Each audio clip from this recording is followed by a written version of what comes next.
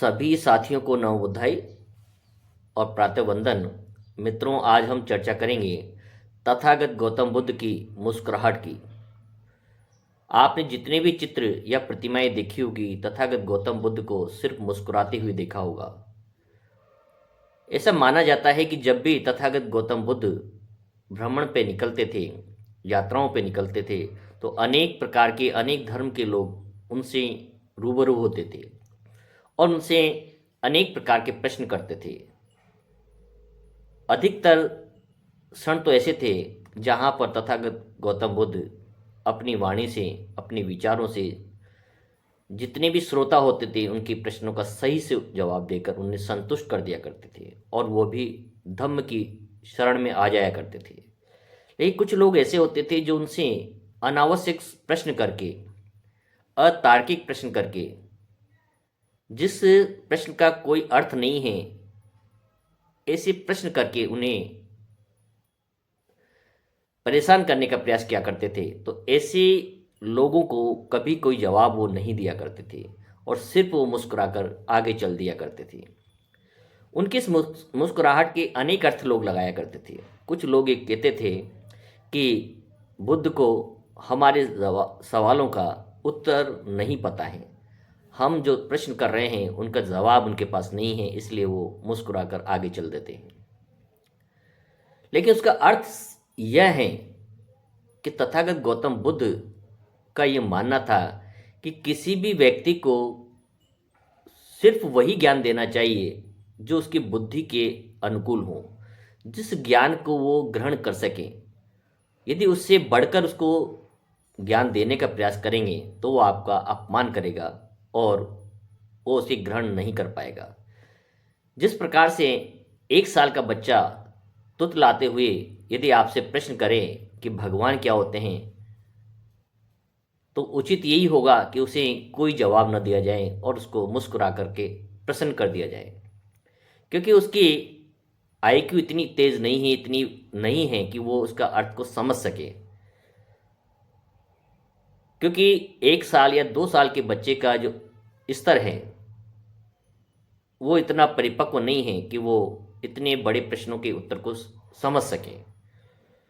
तो उसके साथ बहस करना, उसे समझाना मूर्खता होगी।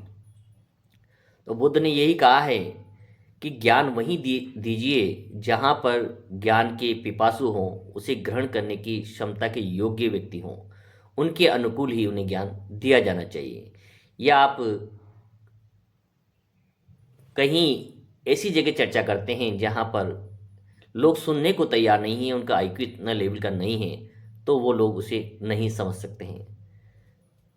जैसे एक मधुशाला के अंदर जाकर आप शराब पर भाषण देंगे या ज्ञान देंगे तो वो सब लोग आपको मूर्ख साबित कर देंगे। चोरों के समूह में बैठकर यदि आप चोरी पर ज्ञान देने का प्रयास करेंगे, उन्हें चोरी को छोड़ने का उपदेश देंगे, तो वो आपको मूर्ख साबित कर देंगे। इसलिए सबसे पहले हमें सामने वाले की बौद्धिक स्तर का पता लगाना चाहिए कि उसका स्तर किस लेवल का है और कितनी बात को वो ग्रहण कर सकता है। उसी के अनुकूल उसका जवाब दिया जाना चाहिए, उसे समझाने का प्रयास किया जाना चाहिए।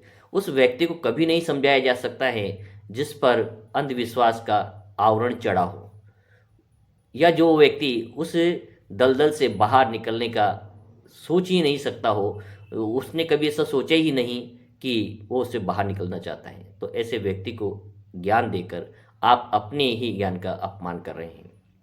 तो बुद्ध से हमें सीखना चाहिए कि अनावश्यक लोगों से बहस करके, तर्क वितर्क करके अपने समय को बर्बाद नहीं करना चाहिए।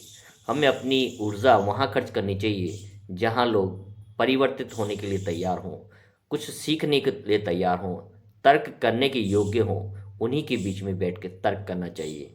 तो सीधा सा तरीका है, यदि कोई अनावश्यक प्रश्न आपके सामने आते हैं तो उन पर क्रोध न करें, उनसे नाराज़ न हो, उन्हें किसी भी प्रकार से अपमानित ना करें, बल्कि एक मुस्कुराहट के साथ उसका जवाब दें और मुस्कुराते हुए आगे चले जाएं, आगे निकल लें। क्योंकि रास्ता अनंत है और एक लंबी दूरी तक यदि आपको चलना है, तय करना है, तो छोटे छोटे झगड़ों में उलझ करके, बहस करके अपनी गति को नहीं रोकना है। तो बुद्ध की मुस्कुराहट का यही रहस्य था कि वो अनावश्यक रूप से तर्क वितर्क में अपने समय को बर्बाद नहीं करना चाहते थे।